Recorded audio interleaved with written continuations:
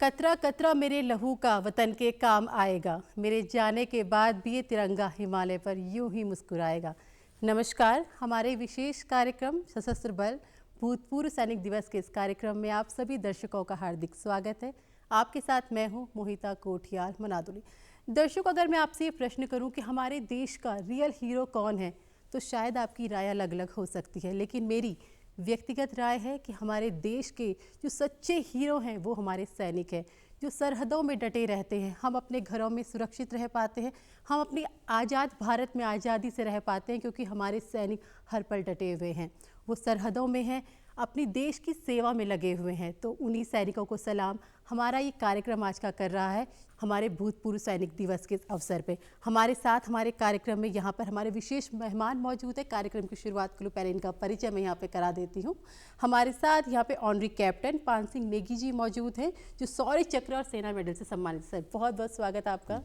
इसी के साथ हमारे साथ यहाँ पर ऑनरी कैप्टन जगमोहन सिंह जी भी मौजूद हैं, जो शौर्य चक्र से सम्मानित। सर, बहुत बहुत स्वागत है आपका। दर्शकों, हमारे जो सैनिक है देश के, ये लगातार अपना कर्तव्य निभाते चले जाते हैं, हमारे लिए देश की रक्षा का कार्य यहाँ पर करते हैं। कैसा इनका शौर्य रहता है, कैसे इनका पराक्रम रहता है, कैसे ये वहाँ पर डटे रहते हैं, इसी कार्यक्रम की शुरुआत इन्हीं से करती हूँ।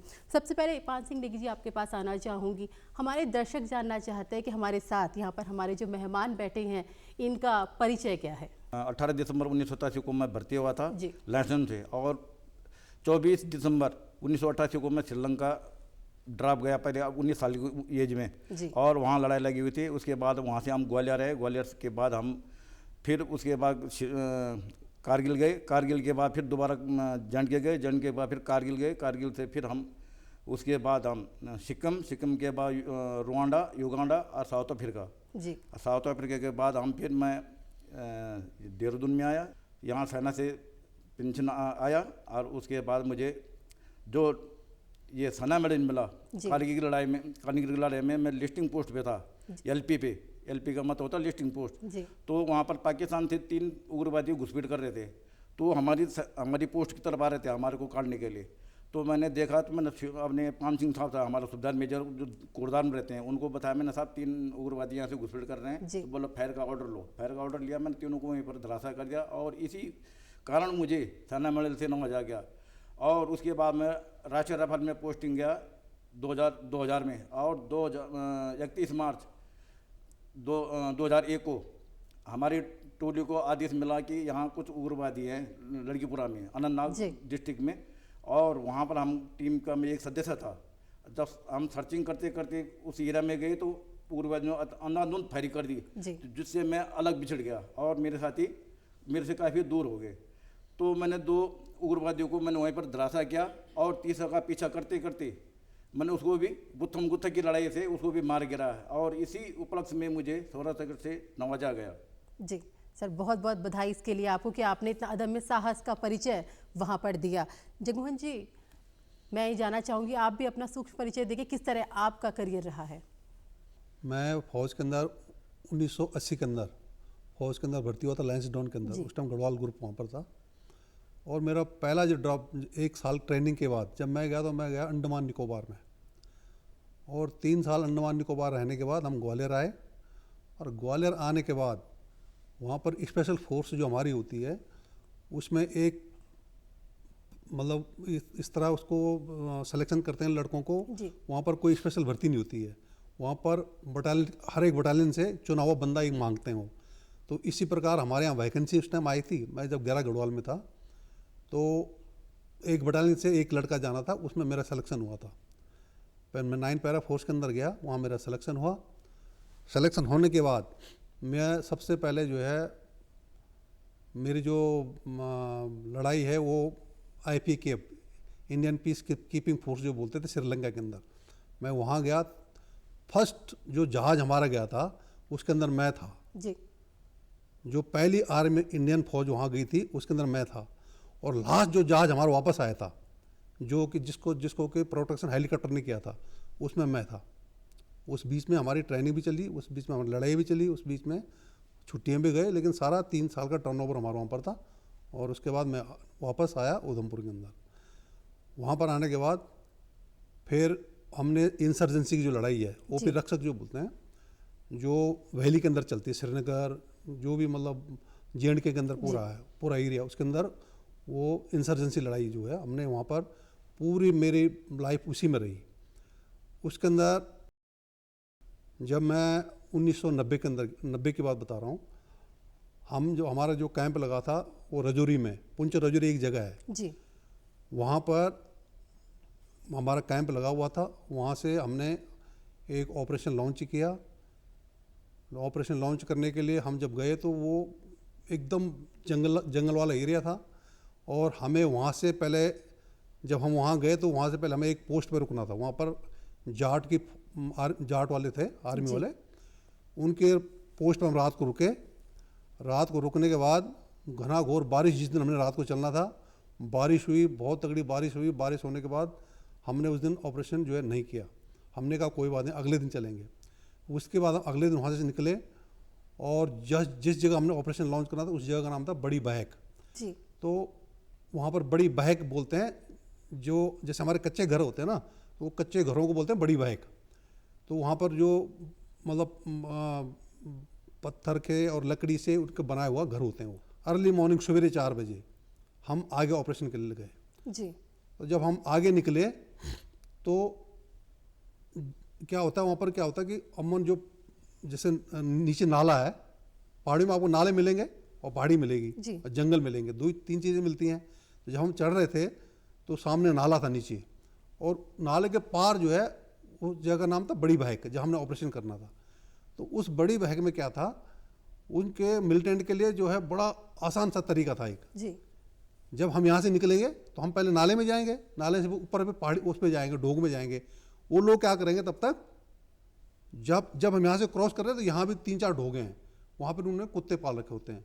जब भी आर्मी जाते हैं तो कुत्ता भौंक जाता है, जी, उन्हें पता चल जाता है, अर्ली मॉर्निंग हो जाती है। वो लोग वहाँ से नाले निकल कर अपना नीचे निकल जाते हैं।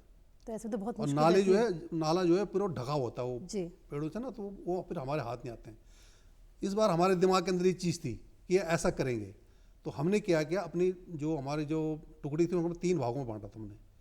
एक तो ऊपर जंगल से आएगी, एक सामने से जाएगी, और एक जहाँ वो नाला निकलता है एक टुकड़ी हमारे वहाँ पहुँच जाएगी जी, कि अगर वो निकलेंगे तो पकड़ लिए जाएंगे। ऊपर भागेंगे तो हमारी टुकड़ी ऊपर है, यहाँ से हम जा रहे हैं, कुत्ते भौंकेंगे तभी वो हरकत करेंगे। अगर हरकत नहीं करेंगे तो हम सामने से देख रहे हैं उनको, समझ रहे बात को।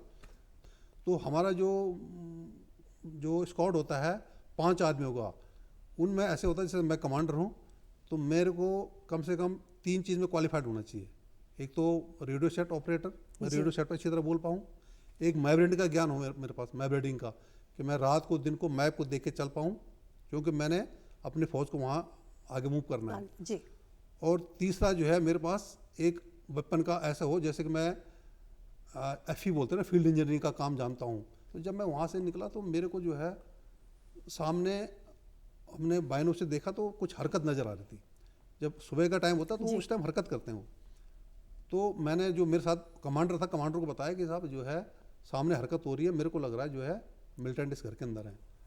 उसने बोला ठीक है, आप क्या चाहते हो, मेरे को पूछा उन्होंने, आप क्या चाहते हो। मैंने कहा मेरे पास RL है जो कि दूर मार कर सकता है, तो मैं यहीं पे बैठूंगा, मेरे जवान यहीं बैठेंगे, और आप जो है मूव करो नीचे को। आप जैसे नीचे मूव करोगे तो नीचे कुत्ते भौंकेंगे और वो आपको फिर वो हरकत वहाँ से अपना भागना शुरू कर देंगे। तो सेम यही हुआ जो हमने प्लानिंग किया हुआ था। जैसे ही हमने जो है अपना RL तैयार किया, मेरा जो अफसर था, अफसर के साथ 4-5 बंदे जैसे नीचे निकले हो, तो नीचे वो जैसे नीचे वाले ढोग में पहुंचे हो तो वहाँ कुत्ता भौंक गया।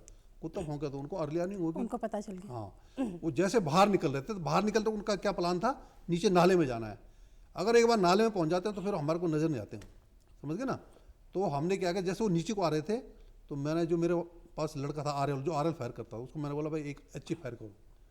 तो उसने एक फायर किया। जैसे फायर किया तो वो उनको लगा यार ये जो फायर आ रहा है तो ये नीचे से आ रहा है, इसका मतलब नीचे से आ रहे हैं, जबकि हम नीचे से कोई नहीं जा रहा था, हम तो सामने थे ना उस टाइम पे। तो उन्होंने क्या किया, फिर वो वापस ढोक के अंदर गए। ढोक के अंदर गए, उनकी फिर एक प्लानिंग होती है कि पूरे सिविलियन को इकट्ठा करो और साथ में ले चलो, ताकि, क्योंकि हम सिविलियन को मार नहीं सकते। जी बिल्कुल। हाँ, तो उन्होंने यही प्लानिंग करी। तो मैंने कहा यार अगर ये सिविलियन के साथ नीचे जाएंगे तो ये तो निकल जाएंगे। मैंने कहा कोई बात नहीं, जैसे वो निकलते हैं ना तो उनसे 50 मीटर दूर हमने आगे की तरफ जहाँ वो नीचे को जा रहे हैं वहाँ एक एच और फायर किया। तो उन्होंने क्या किया, फिर वापस अभी ऊपर की तरफ भागते हैं जी। अभी समझ ना, ऊपर की तरफ भागते हैं तो ऊपर की जब भागते हैं तो ऊपर हमारी फौज लगी हुई थी, तो उन्होंने ऊपर से फायर किया। जब नीचे आए तो फिर हमारा उस टाइम हम जो है एच होता है ना, और जो राउंड होता है काफ़ी हैवी होता है, तो हम ये नहीं उसको सारा उठा के नहीं ले जाते हैं, टोटल जो है 3 या 4 हम जो है कैरी कर सकते हैं बस। जी।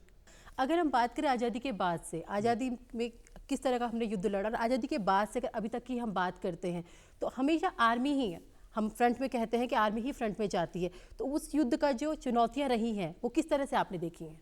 सर पहले ज़माने में तो हमारे पास SLR भारी हथियार होते थे जी। तो उसके बाद फिर उसको ले जाने में बहुत आफत आती थी। ग्लेशियर में, कारगिल में, ये सिक्किम, अरुणाचल, सभी जगह जहाँ पे रहे तो धीरे धीरे बदलाव होता रहा। तब इंसास राइफल आई, MMG आई, फिर उसके बाद कई हथियार हमारे पास आ गए। अभी फिर ये इजराइल का नया इक्विपमेंट आ गया अभी, और कई टेक्नोलॉजी जो है ये इसकी इजराइल की आ रही है अभी। ड्रेस भी हल्के, जूते भी हल्के आ गए अभी। पहले ज़माने में हम जो गिले से चलते सफ़ेद वाले जूते मिलते थे वो बहुत भारी होते थे, 8-9 किलो के होते थे, तो उनके पीछे भागना, उनको लेकर भागना, और ड्रेस BPG पटके थे जो हमारे थे 15-15 किलो के थे, तो आदमी इन्हों को लेके पहले वैसे ही मर जाता था आदमी। और LMG भी हल्की आ गई, और ये जो हमारे स्नाइपर हैं 2-2 किलोमीटर मार करने वाले आ गए अभी, जो यहाँ से बिल्कुल दूर पहले थे नज़दीक 500 मीटर 600 मीटर, अभी लॉन्ग हथियार, लॉन्ग रेंज के हथियार आ गए हमारे पास। जी। जो भी ऑपरेशन होता है तकरीबन नाइट में होता है, चलना फिरना, जो भी देखना, जो दुश्मन भी मूव करता है वो रात को मूव करता है। तो जो रात के आले हमारे पास आए हैं अभी नाइट नेविगेशन के लिए जो आते हैं, वो अभी इतने अच्छे आ गए कि आप रात को नाइट गोगल बोलते हैं एक जी। चश्मा जो है वो आप लगा लो, लगा के चलते रहो। तो जो हमारा गाइड चलता है ना, तो गाइड को क्या होता है वो सब कुछ दिखता है आगे से। पहले क्या होता था, अंधेरे में चलो, अंधेरे उतना, अंधेरे में तीर मारने वाली बात थी, चलते रहो चलते रहो चलते रहो। वो उनके साथ टक्कर हो गई, उन्होंने पहले फायर किया, हम मर गए, हमने फायर किया पहले वो मर गए। तो अभी ऐसे नहीं है। अभी क्या हुआ कि हमारे पास जो आले हैं वो जो इजराइल ने हमें दिए हैं, वो नाइट नेविगेशन जिसको बोलते हैं, वो लगा के हम चलते हैं, और हथियार हाथ में पकड़ा हुआ है, हम देख रहे हैं, वो उससे आगे वाले को, जो सामने वाले उसको कुछ पता नहीं चल रहा है, लेकिन हमें सब कुछ दिखाई दे रहा है। जी। तो सर पहले मतलब जैसे आप बात कर रहे हैं कि जो पहले के हमारे हथियार थे वो उतने अच्छे नहीं थे, तो जो सामने से दुश्मन के जो हथियार थे वो भी कुछ इस तरह के ही रहे होंगे। हाँ, उनके पास भी ऐसे था, लेकिन वो क्या था कि जो बॉर्डर पार करते थे जी, वो तकरीबन जो है उनको जो सपोर्ट करता था बाहर से, उनके हथियार होते थे जी। पाकिस्तान के हथियार, जैसे पाकिस्तान सपोर्ट करता जाता, पाकिस्तान तो नहीं देता अपना हथियार उनको, हैवी हथियार नहीं, वो तो पाकिस्तान जो है उनको जो बाहर से दूसरी कंट्री दे रही है वो उनको इस्तेमाल करते थे, वो पैसा वो लगाते थे उसके ऊपर। और लेकिन हम अपने इंडियन हथियार को लेके चलते थे, लेकिन अभी जो है हमने वो सारे हथियार अभी पीछे छोड़ दिए हैं। अभी नई जनरेशन के हथियार आ गए हैं, हल्के फुल्के आ गए हैं, उनके अंदर जैसे जो गोलियां हैं ज़्यादा, एक मैगजीन के अंदर 30-30 गोलियां होती हैं। पहले एक मैगजीन के अंदर 5 गोली होती थी, और वो अगर 5 गोली फायर हो गई तो फिर मैगजीन चेंज करो, अभी 30 बहुत वक्त लगता होगा, बहुत वक्त लगता है। अभी 30 गोलियां 30 हैं, और हमने फिर उसको मॉडिफाई भी कर दिया, 2 मैगजीन एक साथ लगा सकते हो, एक उल्टा सुल्टा। अगर 30 खत्म हो गई, फट बदली करके दूसरा लगाओ। तो मतलब इस तरह भी नहीं करनी पड़ेगी। जिस तरह ऑपरेशन, जिस तरह मतलब समय के साथ साथ सब कुछ बदलाव हो रहा है, लेकिन पहले से अभी बहुत ही बेहतर है फौज के अंदर, अभी बहुत बेहतर है रहन सहन, खान पान। और अभी तो पहले अपना आप बच्चों को साथ में नहीं रख पाते थे, जो आर्मी वाले थे, तो बहुत कम होता था जैसे कि भाई किसी की मैडम बीमार है, बच्चा बीमार है, तभी उसको बुलाया जाता। अभी ये 100% हो गया जी। अभी आप 100% जो है जवान से लेकर ऊपर तक, पहले अफसर वगैरह यही रखते थे बच्चों अपने फैमिली को साथ में, अभी ऐसे नहीं है, अभी 100% अब आपको क्वार्टर अलाउड है। बिल्कुल, ये बहुत बड़ी बात यहाँ पर आपने बताई है, क्योंकि अक्सर हम यही कहते हैं कि जो आर्मी पर्सन्स होते हैं वो अपने परिवार को साथ नहीं रख पाते, परिवार से हमेशा दूर रहते हैं, 30 त्योहार होता है अपने परिवार के साथ नहीं मना पाते, अपने बच्चों को बड़े होते हुए नहीं देख पाते हैं। लेकिन एक बहुत अच्छी बात है कि जब वक्त बदला है तो वक्त बदलने के साथ ही यहाँ पर सुविधाएं जो बदली है उसके साथ आज आप अपने परिवार के साथ वक्त भी बिता पा रहे हैं। सर अगर हम बात करें यहाँ पर जो युद्ध हुए हैं, पहले जो युद्ध यहाँ पर हुए हैं उसमें चुनौतियाँ बहुत ज़्यादा रही होंगी, आपने जैसे कारगिल युद्ध में यहाँ पर पार्टिसिपेट किया है, आपको उसके लिए शौर्य चक्र से सम्मानित किया गया, सेना मेडल से यहाँ पर सम्मानित किया गया है। वो जो युद्ध था उसका कल्चर किस तरीके का था उस युद्ध का? सब जैसे हमने बेस से चलते थे जी। कारगिल में 10 गढ़वाल हमारी जो नदी किनारे थी, 2 हिस्सों में बटी हुई थी, आज नदी के इधर आज इधर। तो रात को हम क्या करते थे कि रात भर हम अपने बैंकर चिड़ाई करते थे जी, और सुबह वो वहाँ से फायर करता था, पूरा ध्वस्त कर देता था। तो पहले तो हम यूनिट से जाने में हमको टाइम लगता था, पैदल अपना बिस्तरा बुस्तरा लेके चलते थे, फिर ऑक्सीजन नहीं था वहाँ। फिर तो हम यहाँ से शाम को 8 बजे 6 बजे मार्च हो जाते, 8 बजे अंधेरे में हमने वहाँ रास्ते में चलना, पहाड़ियों में ऊपर हाथी माथा जहाँ भी जहाँ हमारे पोस्ट थे वहाँ। तो हमने सुबह 3 बजे वहाँ पहुँचना है, सुबह पहुँचे थे वहाँ। तो वहाँ चाय पानी पिया, तो सलगम से पहले पाँव धोते वहाँ, सलगम का पानी सलगम जाते वहाँ, सलगम पानी गर्म किया, उसे पाँव धोया। उसके बाद चाय पानी, पाउडर की चाय बनती वहाँ, सब कुछ पाउडर में टिन राशन बनता सब। अच्छा। अब पहले रोड ही नहीं थी हमारी, अभी तो कारगिल में पूरी पोस्टों पे रोड चलेगी, सब हथियार बड़े बड़े हथियार हैं जो भी, आप सब गाड़ी लेके ऊपर पोस्टों पे चढ़ रहे हैं। तो पहले ज़माने में दिक्कत यही थी कि रोड ही नहीं थी, राशन वो थी, अभी पैकिंग राशन पूरा बन के जा रहा है यहीं से, थोड़ा गर्म करो। आपको रुकना चाहूंगी, रोडों की आपने बात की, वहाँ पे जो रोड है बहुत बेहतर हो गई है। क्या आपको लगता है यही एक वजह है कि अब जो हम देख रहे हैं कि आतंकी जो घटनाएं हैं वो भी बहुत ज़्यादा बढ़ी हैं? नहीं जी, अभी बिल्कुल कम हो गया, अभी इसी वजह से कारण बहुत कम हो गया अभी। और पहले क्या होता था ना कि अभी जैसे कि हम ये कारगिल की बात कर रहे हैं जी, तो कारगिल को अगर हमने जहाँ हमने आगे ऑपरेट करना है ना, तो नीचे से हम लोग क्या करते थे, एकदम सीधा ऑपरेट नहीं कर सकते ना, पहले वहाँ हम अपना अम्युनिशन, अपना खाने का सामान डंप करेंगे तभी तो कर सकते हैं। वहाँ से दोबारा लेने तो कोई नीचे आएगा नहीं, तो उसके लिए पहले हमें क्या करना पड़ता था, खुद ले जा करके वहाँ डंप करना पड़ता था। हाँ, वो ये सारी कार्रवाई रात को होती है क्योंकि उनका ओपी बैठा होता है, अगर उसने देख लिया तो आपके ऊपर सीधा बम गिराता, आर्टी फायर गिराता हो। तो ये सारी कार्रवाई होती है अंधेरे के अंदर। और गाड़ी वाले को इतना तजुर्बा होता है अभी कि वो इतना, मतलब ड्राइवर, ऐसे ड्राइवर होते हैं जो बेचारे अभी जो है बिना लाइट के चलते हैं, बिना लाइट के चलते हैं, क्योंकि लाइट जलाएगा तो ओपी बम गिराएगा वहाँ जी। हाँ, तो अंधेरे में चलना पड़ता है, धीरे धीरे चलते हैं, लेकिन हमें काफ़ी फैसिलिटीज हो गई अभी, तो सब कुछ गाड़ी के अंदर जाता है। अभी कल परसों पहले खुद भोगना पड़ता था हमारे को, जो कल परसों सुरंग बनी, ये जो कारगिल का जो हमारे यूनिट थी नदी के दोनों साइड में, तो हम रात को दीवार देने आते थे वहाँ ताकि पाकिस्तान वहाँ से फायर ना करे, तो गाड़ी वो फायर करता रहता था। अभी सुरंग सीधा कारगिल निकल गई, तो इससे क्या है कि अभी बहुत बेहतर हो गया हमारा, जो इतने घंटे का रहा था अभी 15 मिनट में हम कारगिल पहुँच जाएंगे नीचे से। अगर जहाँ हमारे को जो है 3 दिन या 2 दिन लगते थे, वहाँ आदमी 3-4 घंटे में पहुँच रहा है जी। पहले एक बार, अब मैं तो अभी हमें लगता है कि अभी जो हमारे को पहले वाले दिन याद आते हैं अपने, क्योंकि मैं 80 का भर्ती हूँ, 80 से लेकर के, और मैं 2009 में रिटायरमेंट हुआ है मेरा, तो उस बीच में हमने काफ़ी उतार चढ़ाव देखा है। और मैं इसमें भी रहा, ब्लैक हेड कमांडो में रहा, वहाँ अक्षरधाम ऑपरेशन मैंने लड़ा, कारगिल हमने लड़ा है, तो ऑपरेशन हमने कोई नहीं छोड़े हैं। लेकिन यही है कि मेहनत, आदमी को मेहनत करनी पड़ती, बिना मेहनत के कुछ नहीं है। और वो चीज़ें जब हमें अभी याद आती हैं उम्र के जब साथ, अपना वक्त और ये वाला वक्त आप तो देखते होंगे, हमें जो है कई बार ना रोंगटे खड़े हो जाते हैं, यार मैं ऐसे कभी मैं कर सकता हूँ। अब हमने जैसे हम स्काई डाइविंग करते हैं, मैं पैरा वाला हूँ, हमें स्काई डाइविंग भी करनी पड़ती है, तो आप तो स्काई डाइविंग अगर जानते होंगे ना, जो पैराशूट पकड़ के आते हैं आपस में, वो भी मैंने किया। मैंने ऑस्ट्रेलिया के साथ और इंग्लैंड वालों के साथ, इनके साथ मैंने मिलकर किया हुआ है। तो रात को 2-2 बजे 3-3 बजे, मतलब हम हर घंटे का एक्सपीरियंस लेते थे कि इस टाइम रात को अगर हम 2 बजे लैंड, 2 बजे अगर डाइविंग करेंगे तो उस टाइम क्या माहौल होगा, हमारे को नीचे क्या दिखेगा, 3 बजे करेंगे तो क्या दिखेगा, 2 बजे करेंगे, 1 बजे करेंगे, हर एक घंटा मैंने जो है जंप किया हुआ है। तो उस टाइम नीचे अंधेरा होता है, जहाँ हमने लैंड करना होता है सारा अंधेरा होता है। तो लेकिन अभी इतनी फैसिलिटीज हो गई, अब सारा ऑटोमेटिक होगा सारा सिस्टम, आपके हाथ में घड़ी बंधी हुई है, घड़ी आपको सब कुछ बता रही है, आप कहाँ कितनी हाइट पे हैं, कितने नीचे आ रहे हैं, और उसी के अंदर लाइट है। फिर मेरे पीछे पैराशूट के ऊपर जो है एक हल्का सा लाइट लगी हुई है, जो मेरे जो पीछे है उसको दिखाता है कि ये कहाँ जा रहा है, कि कहाँ लैंड कर रहा है, मेरे को वहीं लैंड करना है, जो कमांडर के साथ साथ। तो काफ़ी बदली हो गया। पर्सनल क्वेश्चन मैं आप दोनों से पूछना चाहूँगी, जैसे अभी आपने बताया कि हमारी जो फोर्स है अब बहुत ज़्यादा इक्विप्ड हो चुकी है, बहुत चीज़ें सरल हो चुकी है, क्या कभी मन में ऐसा लगता है कि काश हम इस वक्त फोर्स में होते? हाँ, बहुत अच्छा लगता है। अभी हमको ऐसा लग रहा है कि हमको कोई टास्क मिले J&K में कहीं भी, हमको पूरे एरिया मालूम है। जो ये रूबिया कांड बता, उसमें भी था मैं, रूबिया कांड वाले में, तो उसमें हमारे 120 आदमी मरे थे, तो उस कांड में मैं रहा उसमें। जी जी। तो चारों तरफ उग्रवादियों ने पोस्ट बना रखी थी। अब वहाँ पर नीचे जो भेड़ू थी ये अमेरिकन भेड़ू थे, वहाँ जो उनके जो रुई निकलती थी वो बाहर जाती थी विदेशों में। तो वहाँ इन्होंने पूरे भेड़ू काट के और वहाँ इन्होंने अपना ट्रेनिंग सेंटर बना दिया था। तो वहाँ हमने अटैक किया था वहाँ। तो हमारे 120 आदमी मरे थे उसमें 36 आर के।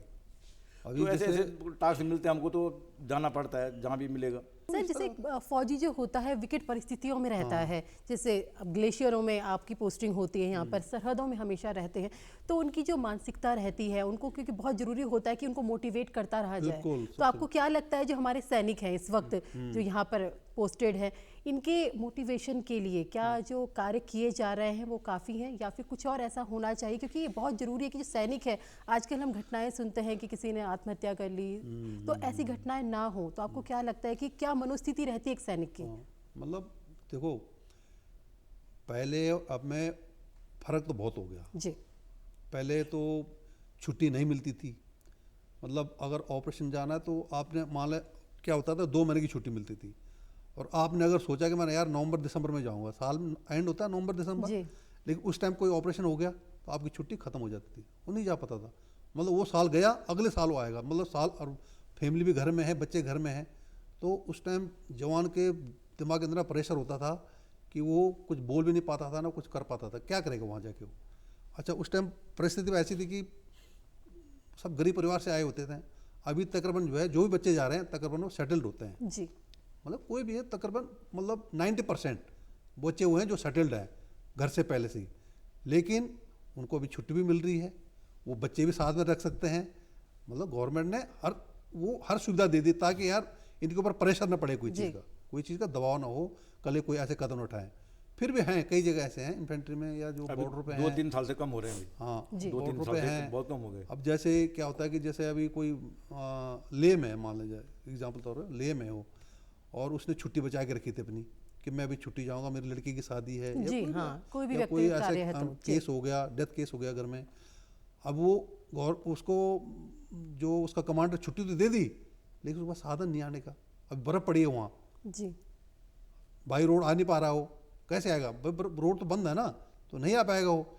बाई एयर होगा, बाई एयर के लिए कई बार भाई मौसम खराब है, ये खराब है। अब डेथ केस में तो आपको उसी दिन आना होता है, शादी में भी आपको उसी टाइम आना होता है, ये तो नहीं कहा मैं 1 हफ्ते बाद चला जाऊंगा। तो ये थोड़ी समस्याएं आती हैं अभी, लेकिन वो नहीं है, पहले जैसा नहीं है। बाकी कोई रोक टोक नहीं है छुट्टी का। छुट्टी 3 बार देने पहले नहीं मिलती थी। अभी जो है मतलब ये होगा कि आप अपने हिसाब से छुट्टी आ सकते हो, मैं प्लान कर सकता हूँ। पहले ऐसा कोई प्लान नहीं था, पहले जो कमांडर भेजेगा तभी जाएंगे। अभी जो है आप प्लान कर सकते हो। दूसरा, ट्रैवलिंग के लिए पहले क्या होता था, आपको अचानक बोलेंगे भाई ठीक है अब आप छुट्टी जाओ जी, भेज तो दिया मेरे को, लेकिन मेरा रिजर्वेशन नहीं है। हाँ, ट्रेन में रिजर्वेशन नहीं है, मैं मद्रास से आ रहा हूँ, गढ़वाल आ रहा हूँ, पता कैसे आऊँगा मैं जी। अभी गाड़ी में ट्रेनों का वो कर रखा है, तो उसमें आर्मी कोटा अलग से दे दिया एमसीयू में जी, कि भाई कभी भी हो कोई भी आएगा तो उसके लिए ये इमरजेंसी ये सीटें हैं। अच्छा, ये सीटों का अलग अलग वो कर दिया। कहीं भी अभी कोई जवान मतलब क्या धक्का नहीं खाएगा। जहाज हर जगह जहाज लगा दिए अभी, जहाज़ों का कहीं भी जाओ, तेजपुर से भी जहाज आते हैं, लेह से भी आते हैं, नागालैंड से आते हैं, और गुवाहाटी से भी, सब जगह से जहाँ भी जहाँ आने में जाना है सब जगह जहाज लगे हुए जी, सब जगह। और दिल्ली में भी ट्रांजिट कैंप खोल दिए घूमने के लिए। अगर हॉस्पिटल जाना है, कहीं भी जाना है, किसी भी साइड जाओ, बम्बई चले जाओ, कहीं भी चले जाओ, सब जगह आपको गेस्ट हाउस मिलेगा। इतनी सुविधाएं होगी, हॉस्पिटल की इतनी सुविधाएं होगी, जहाँ भी जाओ, कहीं भी किसी भी इलाके में, ट्रेन से बस में सब जगह आपको सुविधा मिलेगी, खाने पीने का सब व्यवस्था वहीं मिलेगी आपको। पान सिंह जी, सबसे बड़ी बात ये होती है कि आपको यहाँ पर पद तो दे दिया जाता है, लेकिन यहाँ आपको पद की जो जिम्मेदारी भी दी जाती है, लेकिन आपको फ्री होल्ड नहीं किया जाता। आपको ये नहीं होता कि आपके पास गन तो है लेकिन गन चलाने का अधिकार आपके पास नहीं होता है। ऐसे में सबसे महत्वपूर्ण ये होता है कि पहले ऐसा था कि हमने जितना सुना है कि मतलब अगर आपके सामने दुश्मन भी आ गया तो आपको पहले कॉल करना पड़ेगा, ऑर्डर लेना पड़ेगा कि क्या हम दुश्मन पे वार कर सकते हैं। ऐसे में जो अब इस तरीके का जो है, अब इस तरीका का जैसे है कि हमें ये अधिकार दे दिया गया है, तो आपको क्या लगता है कि अब जो ये अधिकार मिला है इससे हम और कितने ज्यादा सशक्त यहाँ पर हुए हैं? जो अभी जो पहले था ना कि ऑर्डर मिलता था कि साहब यहाँ से इतने आदमी घुसपैठ हो गया, हमारी इतनी मट्टी तेल की बर्रेल उड़ गई, इतना राशन बर्बाद हो गया, वहाँ से फायर आई, तो वहाँ से ऑर्डर लेता हूँ मैं, फायर फायर करनी है। तब तक तो बहुत टाइम लग जाता होगा। अभी कुछ नहीं, इसी कारण अभी क्या है कि घुसपैठ नहीं हो रहा है, उग्रवादी यहाँ इंडिया में घुसपैठ नहीं हो पा रहा है। आप अभी ये कि भाई आपको अब जहाँ पर दिखता है मिलेगा, आप गोली मारो, गोली मारो बस। आपको जैसे आपको लगता है, बस आपको दिखते ही बस गोली मारने का आदेश आपको है। गोली खाने की जरूरत नहीं है। नहीं। आपको लगता है कि भाई ये वहां से कोई घुसपैठ कर रहा है या फायर करने वाला है, उससे पहले आप मारो। आपने देख लिया, आपने पहले उसको पहले ऐसे नहीं था, पहले आप देख रहे हो, आप जब तक पीछे से पास होगा, हाँ साहब मैं करूं नहीं करूं, फिर वो पहले वो भी सोचेगा, अरे पहले ढंग से देखो, तब तक जो है काम बिगड़ जाता था। अभी ऐसे नहीं है। तो ये है कि फौज को मतलब फ्री हैंड दिया गया है जी बिल्कुल। तो ये बहुत अच्छी बात है कि फौज को यहाँ पर फ्री हैंड यहाँ पर दिया गया है। अगर हम वर्तमान समय की बात करते तो पहले फौज में महिलाएं बहुत आगे नहीं जाती थी और फ्रंट में भी नहीं आती थी, क्योंकि उन्हें युद्ध के दौरान फ्रंट में आने की इजाजत नहीं मिलती थी। अब वर्क कल्चर किस तरीके से बदला है? अभी देखो आर्मी के अंदर अब महिलाएं भी आ रही हैं, है ना, मतलब हर उसमें जा रही हैं, जो पैरामिलिट्री फोर्स उसमें भी जा रही हैं, आर्मी में डॉक्टर आ रही हैं, इंजीनियर आ रहे हैं, सारी आ रहे हैं। तो बहुत बदलाव है, तो बहुत बदलाव। पहले तो मतलब ही नहीं था कि भाई कोई आर्मी के अंदर लेडीज़ का तो कोई मतलब ही नहीं था, लेकिन अभी जो है बहुत बदलाव हुआ है। अभी जैसे चल रहा है कि मतलब कि सेना के अंदर तो अभी तो न्याय सीएमपी में आ रखी है, ओनली फॉर सीएमपी में, बस सीएमपी में डॉक्टर आ रखे हैं, एएमसी में, आर्मी मेडिकल एएमसी में इनमें आ रखे हैं, बाकी इनमें नहीं आए। तो बाकी इनमें फायर फाइटिंग के अंदर कम, फायर फाइटिंग के अंदर कम है इनका, मतलब मुसीबत है इनके लिए थोड़ा, पहाड़ी में, ग्लेशियर में रहना, ऐसी जगह में ना। और टीसीपी में रहना ये तो सीएमपी आम बात है कि वहाँ पर लेडीज जी ड्यूटी कर सकती है, पर ग्लेशियर में ये नागालैंड में, अरुणाचल में, सिक्किम में पोस्टों पे जब कटअप पोस्ट होते 6 महीने का वहाँ, तो वहाँ पर नहीं रह सकती महिलाएं। जैसे आप पैरा स्पेशल फोर्स से हैं, तो आप जैसे इस फोर्स में बहुत कम लोग होते हैं, तो कितना मुश्किल चुनौतीपूर्ण यहाँ पर हो जाता है आपके लिए किसी ऑपरेशन को करना? हमारा क्या होता है कि सबसे पहले मैंने आपको बताया मेरी स्ट्रेंथ बहुत कम होती है। हाँ, वो स्ट्रेंथ कम होती है ना। और मेरे पास मैंने बताया स्काउट के अंदर हम जाते हैं 5 आदमी के अंदर जी। 5 आदमियों में अगर हम ऑपरेशन करने जा रहे हैं और उस दौरान बाय द वे एक भी बच्चे को कुछ हो गया, मतलब चोट लग गई, बुखार आ गया, कोई बात हो गई, तो हमारे को क्या होता है, वो फिर ऑपरेशन करना बड़ा मुश्किल हो जाता है जी।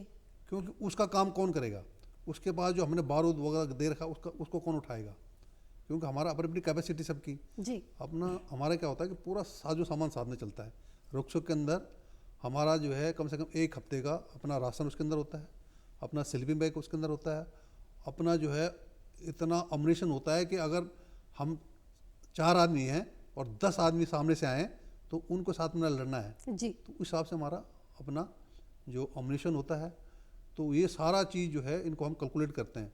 तो हमारे को सिर्फ समस्या ये होती है कि भाई सबसे मेन हमारा एक हमारा बच्चा जो है सुरक्षित हो जी। और हमारा जब कोई भी ऑपरेशन होता है हम बड्डी में करते हैं, बड्डी से मतलब जोड़ी बोलते हैं, जोड़ी। तो वो जो है 5 हो और एक में 6, तो 6 हम 2-3 जोड़ियाँ होती हैं हमारी। उसमें क्या होता है अगर भाई तो मेरे को कुछ हो गया तो जो मेरा बड्डी है ना वो पूरा जवाबदारी मेरी लेगा, मेरा रुख सुख से मेरे हथियार का जवाबदारी उसी की बारे में मालूम होगा। तो ये हमारा थोड़ा बड़ा मतलब मुश्किल काम होता है और उसके लिए बहुत तैयारी करनी अपने साथ साथ अपने जो जोड़ीदार उसकी भी यहाँ पे 2 आदमियों की ताकत होनी पड़ती है हमारे पास, वो सारा काम जो है करना पड़ता है। और क्विक काम होता है हमारा, मतलब हमारे पास टाइम कम होता है, समझने बात को, मतलब एकदम कहीं मतलब आप बोले हाईजेक होगा कहीं, तो हमारा क्या होता है एकदम जो है हेलीकॉप्टर आएगा, बैठो तुरंत बैठो, क्योंकि हमारे पास सब मैंने बताया आपको हम हथियार लेके सोते हैं रात को भी। ये नहीं कि वहाँ जाएंगे वहाँ से फिर ताला खोलेंगे फिर हथियार निकालेंगे, ऐसा कुछ नहीं है, सारा हमारे पास। आप लोग हमेशा हथियार से लैस रहते हैं। जैसे आपने यहाँ देखा होगा अभी क्लेमेंटाउन में भी 2 पैरा रखे हैं जो रात भर घूम रहे हैं जहाजों में, रेखी के लिए तो है ये भी, है ना। तो कुछ पता है। और अगर जैसे गुजरात में अक्षरधाम में हुआ था, उस टाइम मैं ब्लैक हेड कमांडो में था NSG के अंदर, तो उस टाइम ऐसे ही हुआ था, फटाफट जो है एयरपोर्ट में गए हम, इंदिरा गांधी एयरपोर्ट में, वहाँ से जहाज में बैठे और फटाफट वहाँ लैंड कर गए। तो ये हमारा जो है अलग से थोड़ा अलग सा काम। तो पान सिंह जी बहुत बहुत धन्यवाद आपका, और यहीं पे जगमोहन सिंह जी आपका बहुत बहुत धन्यवाद इतनी तमाम जानकारी और यहाँ पर शौर्य के बारे में बात करने के लिए। तो हमारे साथ हमारे ऑनरी कैप्टन यहाँ पर मौजूद थे जिन्होंने बताया कि किस तरीके से इन्होंने यहाँ पर ऑपरेशंस को अंजाम दिया और किस तरह कारगिल युद्ध में इन्होंने अपने शौर्य का यहाँ पर परिचय दिया है। कहते हैं फरिश्ते से आसमान में नहीं होते, जवान हिंद में भी यहाँ पर जवान होते हैं। नमस्कार।